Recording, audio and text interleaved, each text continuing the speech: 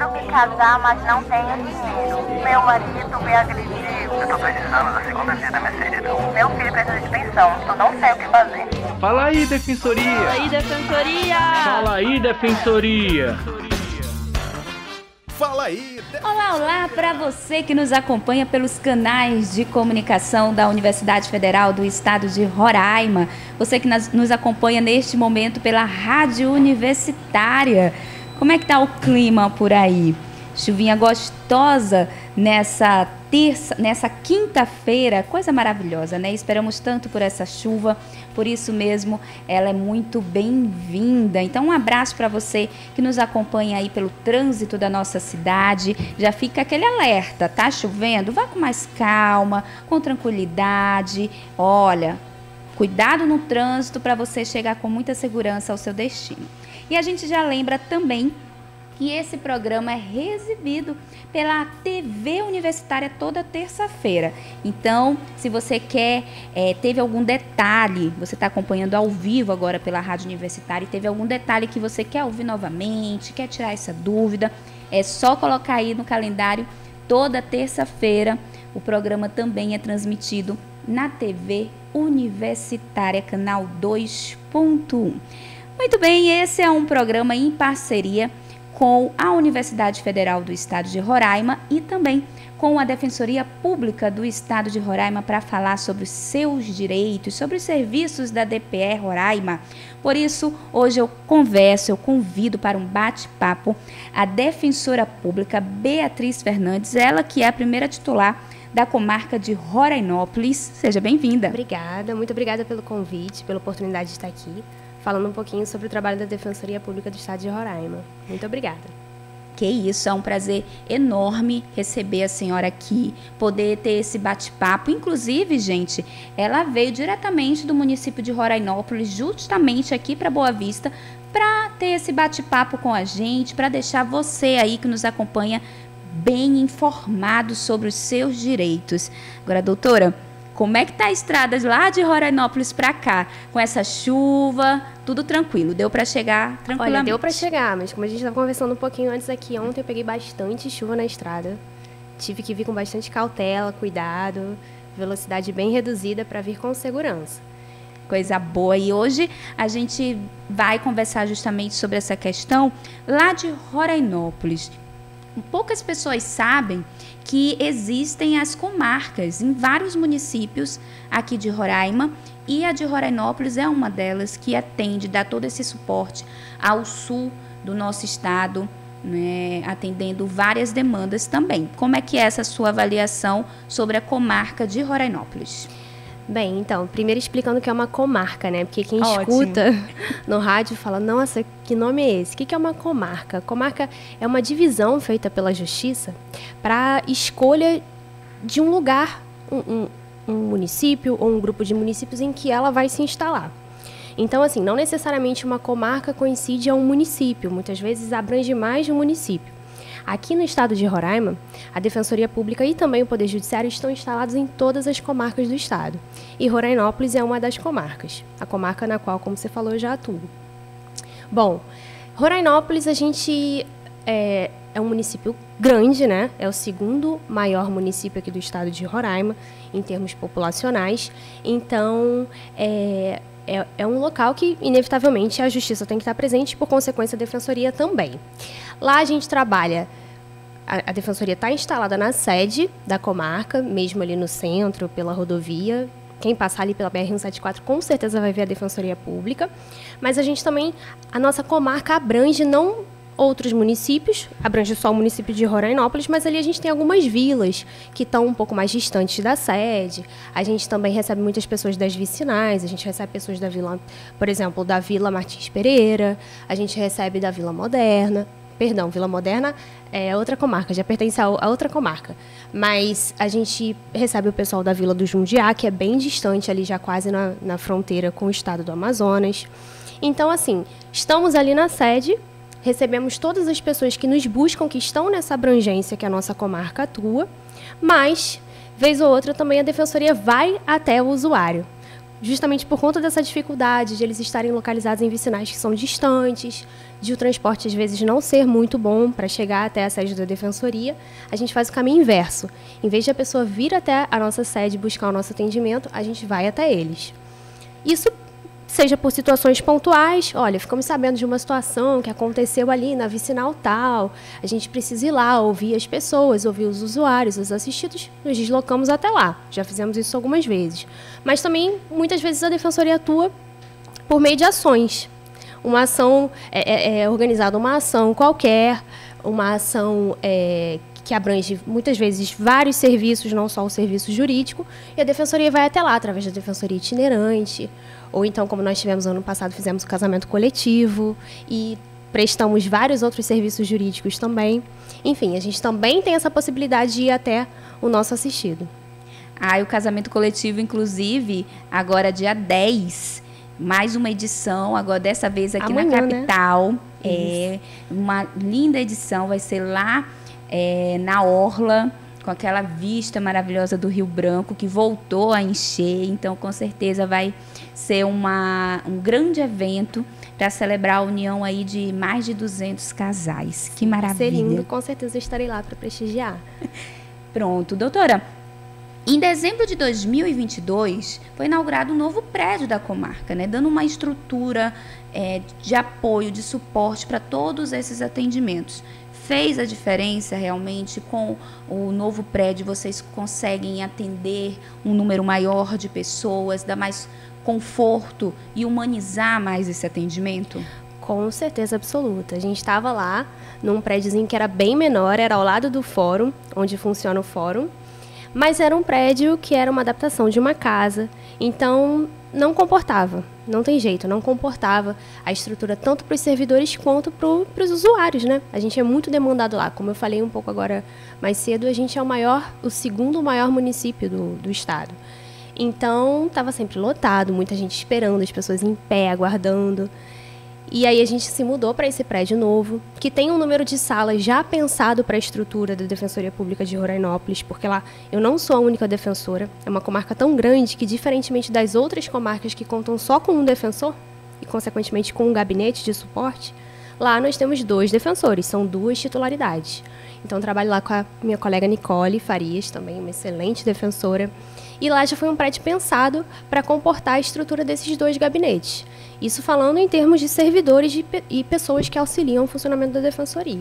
Mas aí a gente também tem um auditório, a gente tem uma recepção grande, que às vezes, tanto trabalho que a gente não consegue, mesmo assim, comportar todos que estão lá, porque também a gente trabalha em parceria com o Instituto de Identificação, emitindo identidades, né, registros gerais, RGs. Então, também há uma busca muito grande por esse serviço. Acaba que, às vezes, está cheio lá. A defensoria está sempre cheia, é sempre muito trabalho. Mas, sem dúvida, trouxe, sim, conforto para os assistidos. É um prédio novo, em pleno funcionamento. E a gente também está sempre buscando melhores. Temos muitas coisas ainda a implementar, a melhorar, isso tudo para propiciar um serviço de qualidade para os nossos usuários. E o que vem de novidade por aí? Eu sei que está vindo muita coisa boa justamente para os moradores ali de Rorainópolis. Sim, com certeza. Bom, a maior novidade é que a gente está começando as tratativas para implementar uma Câmara de Conciliação em Rorainópolis. O nosso defensor público geral, Dr. Oleno Matos, está pensando nisso, para ele é uma prioridade.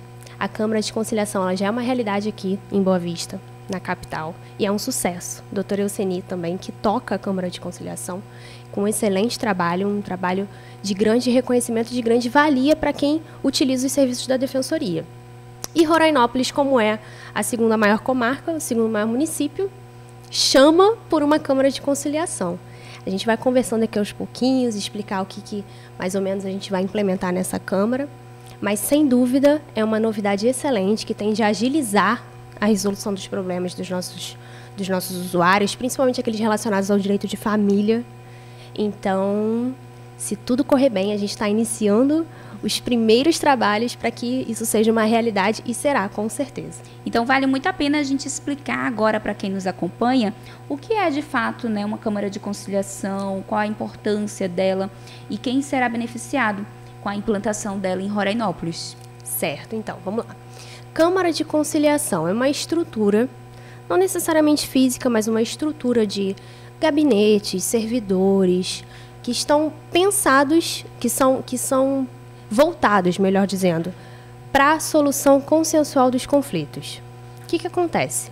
Todos nós temos problemas e muitas vezes a gente está diante de um problema no mundo jurídico que a gente não é capaz de, no mundo fático, melhor dizendo, que a gente não é capaz de resolver e a gente é obrigado a acionar o judiciário. A gente logo pensa no judiciário como o agente que vai resolver esse nosso problema, certo?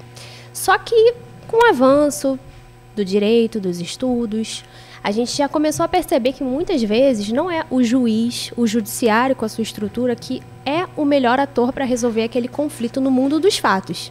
Muitas vezes a via consensual, que é da conciliação, da mediação e de alguns outros métodos consensuais, é a via mais adequada. Então, quer dizer, é uma solução extrajudicial. Você não precisa acionar o judiciário, você resolve isso no âmbito administrativo, às vezes com diálogo, implementando diálogo, dando um certo poder, um certo protagonismo para as partes mesmo serem capazes de resolver os seus próprios problemas, sem que esse problema tenha que ser solucionado e a solução seja imposta por uma pessoa que é terceira, que não está envolvida naquilo, que às vezes não vai ter sensibilidade, a sensibilidade necessária, não estou dizendo que nunca tem, mas, enfim, a gente sabe, é muito processo, é muita demanda. Então, às vezes, não é o juiz quem vai dar o melhor tratamento para aquela solução. E aí entra em cena esse tipo de método consensual, justamente o que é feito no âmbito de uma Câmara de Conciliação. Então, já fica aí a orientação, se você acha que, de repente, a sua situação se enquadra em tudo isso que foi mencionado pela doutora, você pode sim procurar já a Câmara de Conciliação aqui na capital e em breve em Rorainópolis. Agora, qual é a maior demanda que o município de Rorainópolis atende? Bom, maior demanda, sem pensar muito, com certeza demandas de direitos de família. Inclusive, são as maiores demandas também da Câmara de Conciliação. Em segundo lugar, a gente também atua muito na parte criminal, né? Rorainópolis, como é uma comarca de interior do sul do estado, geralmente é uma comarca que ela é grande, mas também não tão grande a ponto, por enquanto pelo menos, né, de a gente ter que sair fazendo divisões por especialidade. Então, lá não tem um defensor que atua no direito de família, um defensor que atua no direito criminal, um defensor que atua na fazenda pública, como isso acontece, é uma realidade aqui na capital de Boa Vista. Lá funciona na base de uma vara geral, digamos assim, uma vara única, que comporta todas essas matérias. Então, eu e Nicole, que é minha colega, a gente atua com tudo. E, sem pensar duas vezes, com certeza, é o direito de família o protagonista da nossa comarca. Então, gente, já que esse é um dos assuntos que ganha mais destaque lá em Rorainópolis, você que nos acompanha, já, depois do intervalo, a gente vai falar muito sobre o que quais são os direitos, as divisões, enfim, vai ser um bate-papo muito informativo que eu tenho certeza que vem a contribuir muito com a sua vida a partir de agora. Mas, doutora, antes da gente ir para o intervalo, eu gostaria que a senhora ressaltasse quem pode buscar os atendimentos, os serviços da Defensoria Pública, não só lá em Rorainópolis, mas em todo o estado de Roraima. Com certeza, isso aí é uma pergunta muito importante, muito relevante, porque muitas pessoas não conhecem a Defensoria e não sabem que tem direito a acionar a Defensoria. Mas a gente trabalha com alguns critérios para atendimento. Talvez o principal critério seja o critério econômico, financeiro, que a pessoa que não tem condições de custear um advogado, ela tem direito, pela Constituição, a ser patrocinado pela nossa Defensoria Pública, pela nossa instituição. Então, esse é um critério econômico. Mas a gente também trabalha em outras situações que não só o critério econômico. E que situações são essas? São situações que envolvem vulnerabilidade e diversas vulnerabilidades. Por exemplo, uma mulher em situação de violência doméstica, ela pode ter o dinheiro que for, a condição que for, mas por ela estar numa situação de vulnerabilidade, ela tem direito ao patrocínio pela Defensoria Pública. Outro exemplo, um idoso que precisa de um medicamento muito caro, ele pode vir de uma família com condição, ele poderia ter condição de pagar um advogado, mas por ele estar numa situação de vulnerabilidade especial, ele também tem direito a acesso ao patrocínio pela Defensoria Pública. Isso sem falar de outras diversas vulnerabilidades que venham à cabeça. Então, se você precisar dos nossos serviços, não deixe de procurar a Defensoria Pública, exponha o seu problema, a gente vai identificar se você tem direito à assistência pela Defensoria Pública e, enfim, certamente prestaremos esse serviço para quem precisar e puder ter direito, né, puder ser patrocinado pela gente. Perfeito, então já fica aquele convite, né, gente? Precisou, busque o seu direito. Não fique com vergonha, tímido. Não, se é o seu direito, então busque a Defensoria Pública do Estado de Roraima. Agora nós vamos a um rápido intervalo. Vamos só aqui, é só o tempo de tomar uma água, colocar aqui o assunto em dia também durante o intervalo, mas já nós estamos de volta com muita informação para você que nos acompanha. Até lá! Fala aí, Defensoria! Estamos de volta com o seu programa Fala aí, Defensoria. Só um bate-papo sobre os seus direitos e todos os serviços ofertados pela Defensoria Pública do Estado de Roraima. Lembrando que este programa é uma parceria entre a Universidade Federal do Estado de Roraima e a Defensoria Pública do Estado de Roraima. É transmitido pelos canais de comunicação da UFRR. E olha, eu já quero, antes da gente voltar a conversar com a doutora Beatriz Fernandes, lá da comarca de Rorainópolis, eu quero convidar você a acompanhar uma matéria, uma reportagem especial produzida pelo jornalista Will Dias. E foi o segundo lugar na categoria de telejornalismo no Prêmio de Jornalismo da DPE. Acompanhe. Mais de 1.000 casos de violência física contra a mulher identificados em 2021. Os dados da Polícia Civil de Roraima mostram que, deste total, 980 registros correspondem à lesão corporal, 121 se relacionam às vias de fato, 4 tentativas de homicídio e 2 tentativas de feminicídio. Ainda conforme a Polícia Civil, em 2021 foram registrados 5 feminicídios. De janeiro a maio de 2022, 2 pessoas morreram, simplesmente por serem mulheres. O feminicídio é um homicídio em razão do sexo feminino ou em relações íntimas de afeto, domésticas e familiares. Nesses casos, o legislador trouxe uma qualificadora que aumenta a pena do homicídio, que a lei chama de feminicídio, né? Então, de a pena de 6 a 20 anos, ela passa de uma pena de 12 a 30 anos.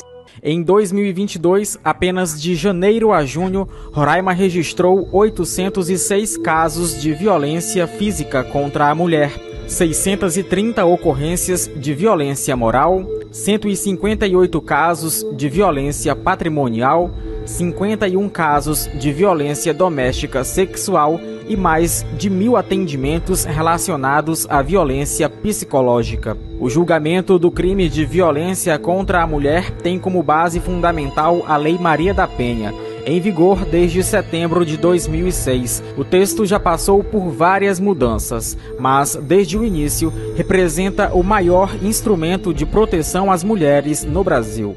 Nós temos na Lei Maria da Penha, que é o nosso principal instrumento de trabalho, uma preocupação com a prevenção da violência, a promoção da condição de mulher e também o aspecto da punibilidade do autor da violência. Então nós temos sim essa preocupação de quebrar esse paradigma do que não vai dar em nada.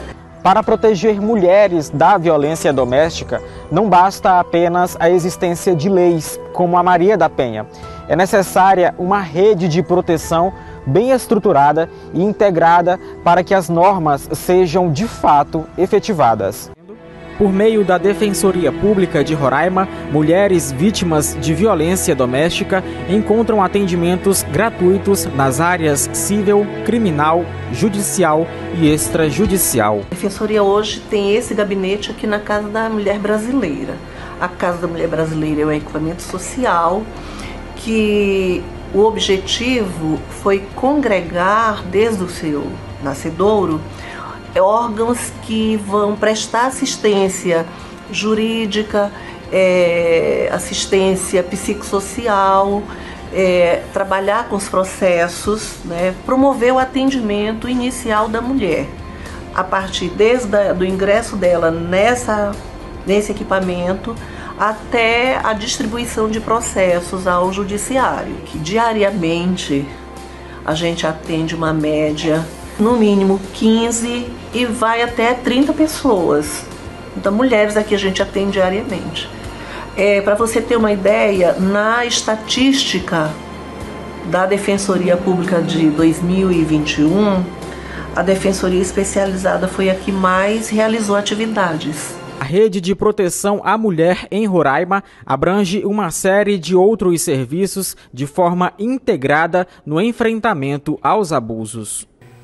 Vale ressaltar que essa matéria que você acabou de acompanhar é apenas um trecho, um recorte dessa reportagem especial que ficou no segundo lugar do Prêmio de Jornalismo da Defensoria Pública do Estado de Roraima no ano de 2023. Então já fica aquele convite para os amigos jornalistas que nos acompanham neste momento, que em breve vai abrir um novo período de inscrição. Então já prepare sua pauta, fique atento, quem sabe você vai poder compartilhar boas histórias por meio dos direitos do cidadão.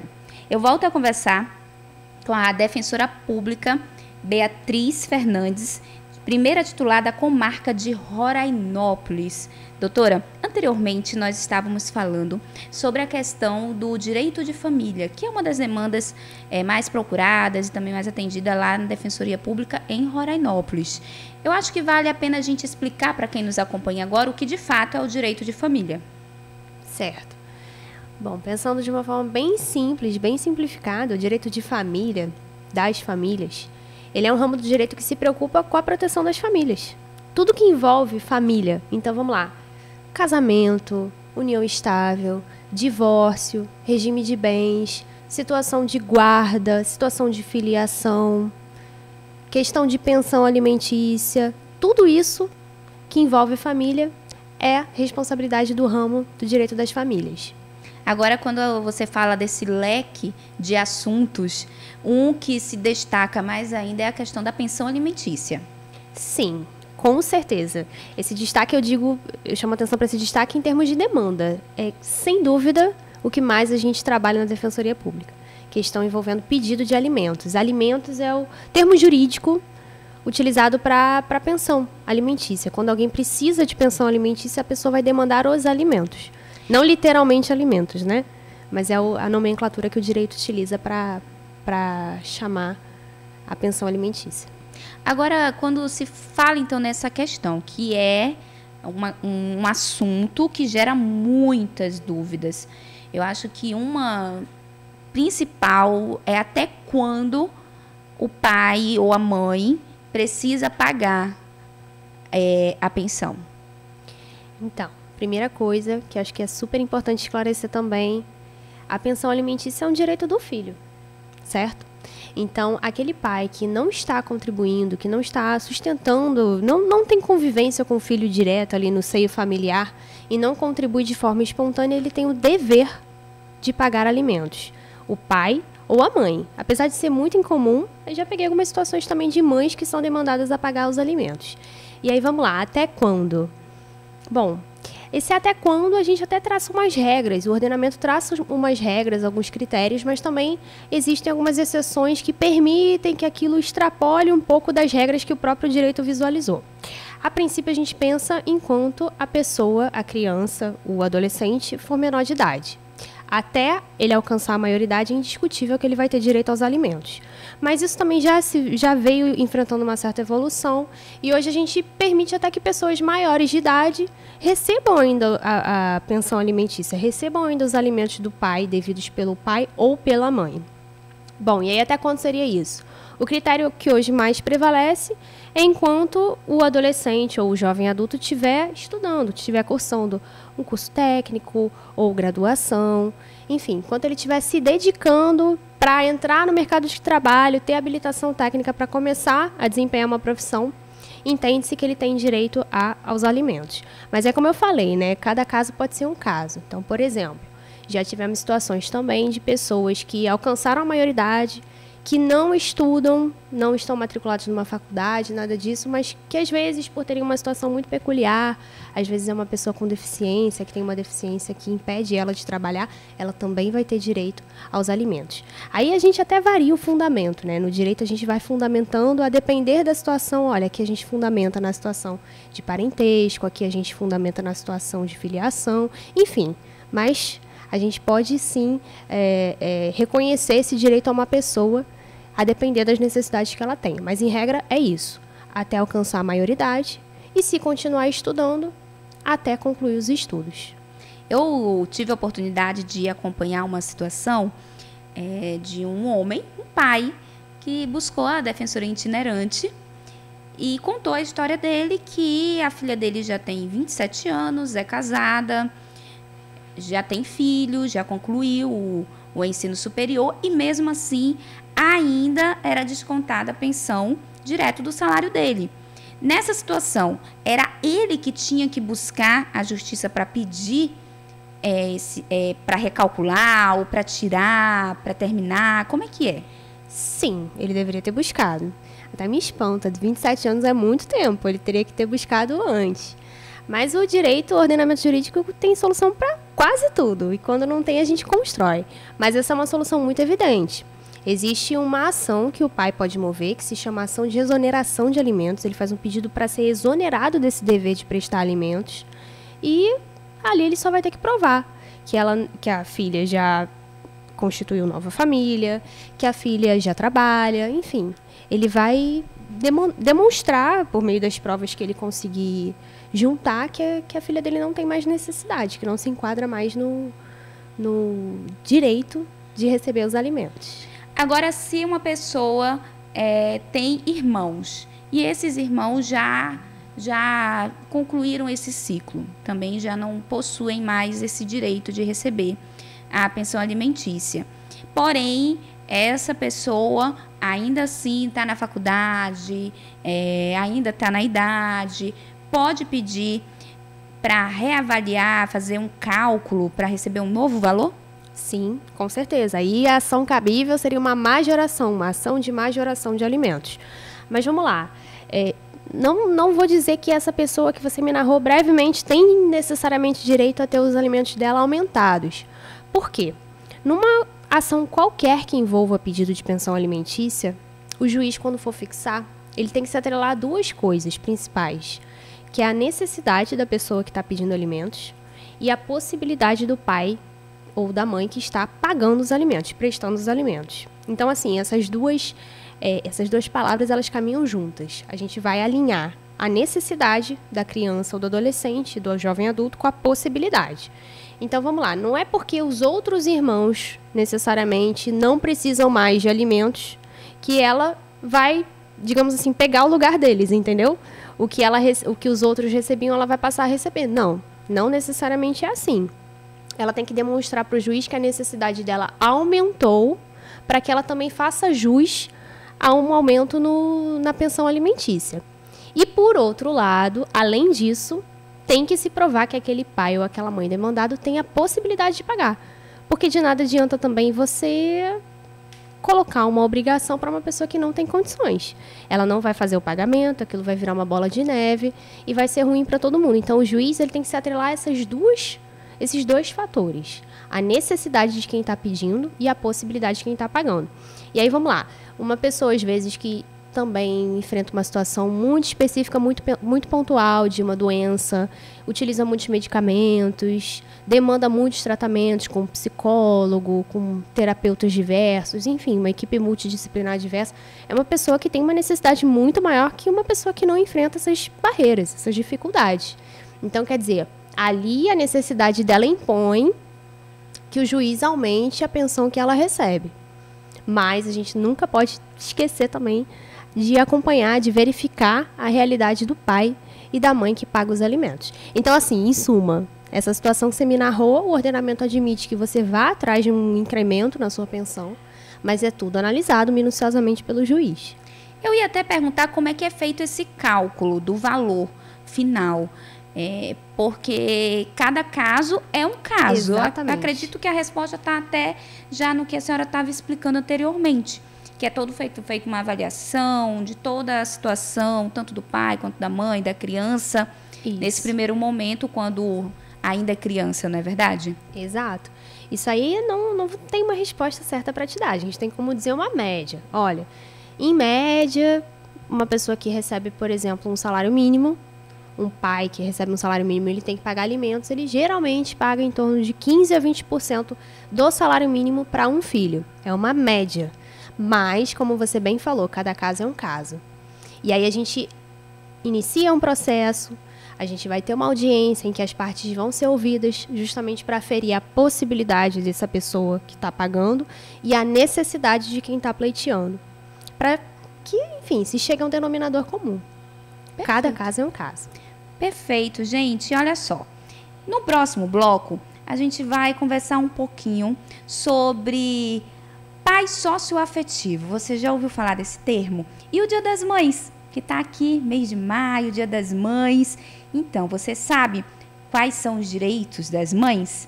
Então, não saia daí, que daqui a pouquinho vamos conversar sobre esses assuntos e com certeza vamos tirar muitas dúvidas para você que nos acompanha.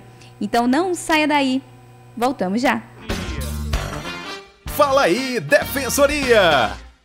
Estamos de volta para você que nos acompanha pela Rádio Universitária ao vivo nesta quinta-feira e para você também que nos assiste pela TV Universitária. Sim, o nosso programa é transmitido toda terça-feira na TV Universitária. Então, um forte abraço para você que nos acompanha neste momento. Eu volto a conversar com a defensora pública Beatriz Fernandes, ela que é a primeira titular da comarca de Rorainópolis. Doutora, um assunto que eu acho muito interessante é a questão da paternidade socioafetiva. Explica pra gente o que é, quem pode, né, ter esse direito, pode colocar lá na certidão de nascimento da criança pai socioafetivo, até mãe socioafetivo também. Certo. Então, primeiro, socioafetividade. O que a gente pode falar sobre isso? O direito das famílias ele vem evoluindo muito ao longo do tempo. Antigamente a gente pensava muito em direito de família atrelado à questão biológica, à questão sanguínea. Então, família é quem você tem laços, me fugiu a palavra, calma aí, laços sanguíneos, laços sanguíneos. Só que isso veio evoluindo bastante. Hoje a gente já fala de laços socioafetivos. Por quê? Porque o direito de família entende que o que deve nortear a formação de uma família é o afeto. Então a gente já dá uma atenção para esse campo socioafetivo muito maior do que a gente dava antigamente. E aí você falou paternidade socioafetiva. Não é só paternidade, é maternidade também socioafetiva. Inclusive eu tenho um caso super interessante para dividir, mais à frente eu divido com vocês. Mas o que é a paternidade socioafetiva? É justamente aquela pessoa que, na condição de pai de uma pessoa, com a qual com esse pai, ele consegue ter vínculos afetivos com o filho, ele chama o filho o filho o reconhece como pai, mas ele não tem laços sanguíneos, porque ele não é o pai biológico daquela criança. Mas, às vezes, é um pai que criou, que educou, um novo companheiro da mãe, alguém que acolheu aquele filho, que é o filho dele mesmo na prática, né? Ou é o pai dele mesmo na prática. Então, o que o ordenamento hoje permite? Já há muito tempo permite, mas isso também, após muita evolução, a gente tem algumas normativas bem recentes que trazem a possibilidade de incorporação de um pai socioafetivo ao lado de um pai biológico. Ou seja, uma criança pode ter dois pais. O nosso ordenamento permite isso hoje em dia. Justamente um pai com o qual ele tem laços biológicos, laços sanguíneos, e um pai de criação, que foi quem o criou, e muitas vezes é o pai dele mesmo, né? E aí o nosso ordenamento admite que esse pai figure na certidão de nascimento da criança. E também a mãe, tá? Eu peguei um caso muito interessante, recente, deve ter mais ou menos um mês, lá na Defensoria de Rorainópolis. Não fui eu quem fiz a audiência, foi uma colega que eu estava em um outro trabalho da Defensoria, mas depois ela compartilhou comigo. E eu já tinha visto o processo, já tinha passado pela minha mão. Que foi a situação de um casal de mulheres, Elas tiveram um filho, fizeram uma inseminação caseira, artificial, e apenas uma delas figurava como mãe, justamente porque foi ela que deu à luz. E na maternidade é emitida uma declaração de nascido vivo, com aquela declaração você faz o registro. E só ela figurou como mãe. E aí elas foram atrás justamente do reconhecimento da maternidade socioafetiva, ou seja, para incorporar o nome da mãe socioafetiva. Por que socioafetiva? Porque ela é mãe como outra mãe, apesar de não ter o vínculo biológico, né? O material masculino ele foi doado, elas fizeram a inseminação caseira, apenas uma gerou a criança, apenas ela figurava como mãe no registro da criança, e a outra pleiteou justamente na justiça a incorporação do nome dela na qualidade de mãe socioafetiva. Então, hoje nosso direito já está evoluído a esse ponto. E que bacana, né? Essa história realmente a gente mostra toda essa evolução nos direitos da família. E quais os direitos de fato desse pai ou dessa mãe? O que muda na vida dessa criança a partir desse momento? O que muda, vamos lá, de uma forma bastante simples, simplificada.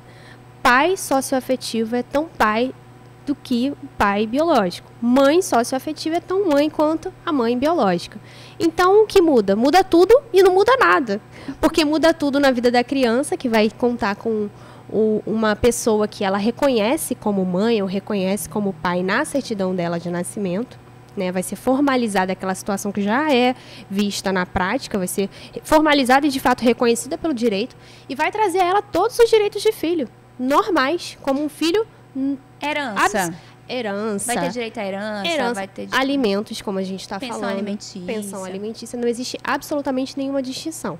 Inclusive, a nossa Constituição ela exige que não haja distinção entre filhos, e ela não separa filhos biológicos, filhos socioafetivos. Então, tanto para o pai quanto para o filho, não existe absolutamente distinção nenhuma. São tão pais e tão filhos quanto. Se quiser a guarda da criança. Pode também. Todos os problemas que a gente trata com famílias que são unicamente vinculadas pelo vínculo biológico, sanguíneo, a gente vai ter com o pai, mãe, filho socioafetivo. Perfeito. E, como eu disse anteriormente, o Dia das Mães se aproxima, tá? Batendo aí na nossa porta, realmente o mês de maio todo dedicado a elas. Quais os direitos, qual a evolução? Como é que a senhora avalia a evolução dos direitos das mães nos últimos anos? Com certeza foi uma evolução muito significativa. Antigamente a gente não tinha tantos direitos reconhecidos às mães como a gente tem hoje em dia.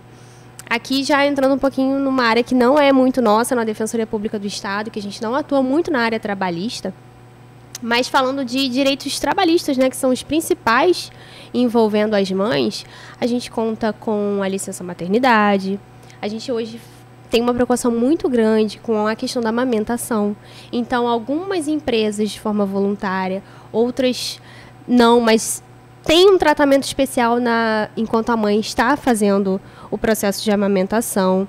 A gente tem o salário maternidade, a gente tem também direitos de a mãe sair para acompanhar o filho a consultas médicas. São direitos, bom, se são garantidos na prática, infelizmente muitas vezes não são, mas deveriam.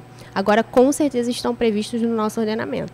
Mas sim, sem dúvida foi uma evolução e tanto, porque a gente antigamente não dava a devida atenção, né? E aí, com umas alterações recentes, uma atenção especial à primeira infância, que são os primeiros anos de vida de uma criança, a gente passou a ficar bastante atento a isso e garantir mais direitos às mulheres. E qual orientação, qual conselho que você deixaria nesse momento para as mães que nos acompanham?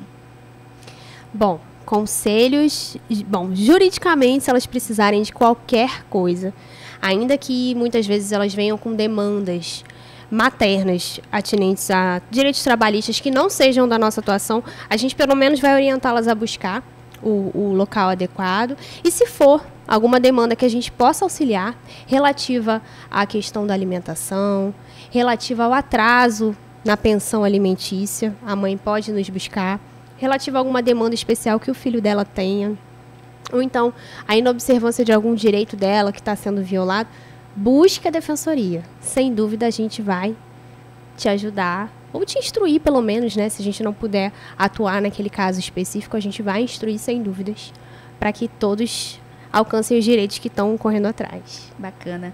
Doutora, nesse tempo que a senhora atua no município de Rorainópolis, alguma história, algum fato, no decorrer da nossa conversa, a senhora já mencionou algumas situações, mas alguma que lhe tocou, que pode servir também de exemplo para quem nos acompanha nesse momento? Olha, eu estou em Rorainópolis há 1 ano e meio que a gente tem a história. Não falta história. São muitos casos curiosos, casos peculiares, engraçados às vezes. Mas um caso que eu acho que resume muito a nossa conversa aqui, porque a gente começou falando de conciliação, métodos alternativos, depois a gente parou no direito da família. Eu acho que um caso que me chamou muita atenção foi um caso que uma vez um pai me procurou lá, se queixando que ele queria registrar o filho dele. Ele não tinha mais relacionamento com a pessoa com a qual ele tinha se relacionado, e ela engravidou. E ele queria registrar, queria conviver com o filho, mas por conta de divergências do ex-casal, a mãe não permitia. E a criança nasceu e não permitia que ele se aproximasse da criança, não permitia que ele registrasse a criança. E aí, bom, muito raro, né? Incomum, porque infelizmente o que a gente mais vê não é o pai querendo a convivência, não é o pai querendo ofertar alimentos para o filho de forma voluntária, mas sim a gente tem que correr atrás, a gente tem que acolher as mães que estão desamparadas e correr atrás do direito delas e das crianças. E esse caso me chamou muita atenção porque era o caminho inverso. E aí eu falei, bem, vamos lá, o que a gente vai fazer para solucionar isso? E a maneira mais simples foi justamente uma solução extrajudicial, que foi pegar o telefone e ligar para essa mãe, instruir ela e falar, olha, você não tem direito de fazer isso. Porque as pessoas, às vezes, elas não conhecem os direitos que têm. Como você falou mais cedo, o senhor que já tinha direito a não pagar mais alimentos e não foi atrás do direito dele. Mas as pessoas também não conhecem os direitos que elas não têm. Né? Às vezes você acha, está muito empoderado, achando que tem direito e você não tem direito ao que você está fazendo. E exatamente essa situação que eu me deparei. Aquela mãe, ela não tinha o direito de impedir que o pai convivesse com o filho, não tinha direito de impedir que o pai pagasse pensão para o filho, e muito menos direito que aquela criança não fosse registrada pelo pai, certo? Que tivesse só o nome da mãe no registro. Então a gente conseguiu conscientizá-la, chegamos de mansinho, falando, explicando, e no final das contas aquele pai não me procurou mais. Eu imagino que tenha resolvido a situação, né? Que a gente não precisou ingressar com uma ação nacional no judiciário para isso. Então esse foi um caso muito curioso. A gente se depara com esses e outros muitos casos curiosos na defensoria. Mas, sem dúvida, é isso. É um papel nosso também de defensoria educar em direitos. Conscientizar as pessoas daqueles direitos que elas têm e que elas não têm. E acham que têm. Às vezes, uma conversa, né, resolve tudo. Ali, o diálogo com alguém que entende, ali, que é até a função ali da Câmara de Conciliação. Exatamente. Né? Por isso a importância da Câmara de Conciliação. Porque na Câmara de Conciliação, você tem alguns atores que tem uma certa especialização, uma certa instrução para conduzir a solução do conflito. Então, a gente trabalha com psicólogos, a gente trabalha com assistentes sociais, que tem uma expertise, muitas vezes, maior que a do juiz, em termos técnicos, na área deles, né? Para solucionar aquele conflito da melhor forma. Muito melhor do que uma pessoa, um terceiro virando para você e falando, olha, tem que ser assim, assim, assado. Não, ali é um trabalho mais minucioso, mais cuidadoso, e a Câmara de Conciliação com certeza vai trazer muitos benefícios para a população de Rorainópolis, porque a gente vai conseguir resolver muita coisa ali dentro, ali no âmbito da Câmara de Conciliação, sem ter que acionar o judiciário. Gente, estamos no mês de maio e o mês de maio tem um ar muito especial para a Defensoria Pública do Estado de Roraima. Afinal de contas, no dia 19 é aniversário da Defensoria Pública no Estado de Roraima. Por conta disso, no decorrer de todo o mês, existe uma vasta programação com inúmeras atividades, justamente para comemorar essa data tão importante. Inclusive, no dia 10, agora de maio, é o último dia de inscrição para a corrida DPE. Então, você que está nos escutando agora pela Rádio Universitária, e ainda não se inscreveu na corrida DPE, já fica aquele bom e velho convite venha participar junto com a gente, vai ser realmente um dia bem animado, o percurso bem elaborado para você realmente praticar atividade física e também comemorar junto com toda a equipe da Defensoria Pública do Estado de Roraima. Doutora, a corrida vai acontecer numa data muito especial. É no dia do aniversário e também no dia do Defensor Público. Essa data é muito significativa, não é verdade? Com certeza, uma data muito importante pra gente. Como você falou, esse mês aqui de maio é um mês de comemoração da Defensoria. A gente está fazendo várias ações, várias atividades para comemorar o mês da Defensoria e também o Dia do Defensor, que é uma profissão que eu particularmente me orgulho muito de desempenhar, me causa muita satisfação. Então, sim, é uma felicidade tanto. Então já fica aquele bom e velho convite para você sempre estar de olho no site e nas redes sociais da Defensoria Pública do Estado de Roraima para poder acompanhar toda a programação, não só do mês de maio, Maio Verde, mas também de todo o ano da Defensoria Pública. Doutora, nós já estamos caminhando para o final da nossa conversa, do nosso bate-papo, então eu gostaria de deixar aqui o espaço para algo que a senhora queira ressaltar, que a gente não falou, algum conselho, por favor, sinta-se à vontade. Tá, então, primeiro eu quero agradecer pela oportunidade de vir aqui, pelo convite de participar do programa aqui de hoje. Foi um papo maravilhoso, delicioso, passou tão rápido, a gente podia passar aqui tanto tempo mais conversando sobre tanta coisa, tanta história. Mas, bom, vamos lá. Conselho, na verdade é um convite. Se você estiver nos escutando, tiver alguma dúvida em relação a algum direito seu, que trate desses temas que a gente abordou aqui hoje ou outros temas, não hesite, procure a Defensoria Pública. Avalie se você tem direito ao nosso atendimento, a gente vai te acolher, vai te receber e vai dar a solução ao seu caso. Então, mais uma vez, muito, muito obrigada pela oportunidade. Ainda mais de vir aqui nesse Maio Verde, que é um mês tão importante para a nossa instituição, para nós que integramos a Defensoria como servidores, colaboradores em geral.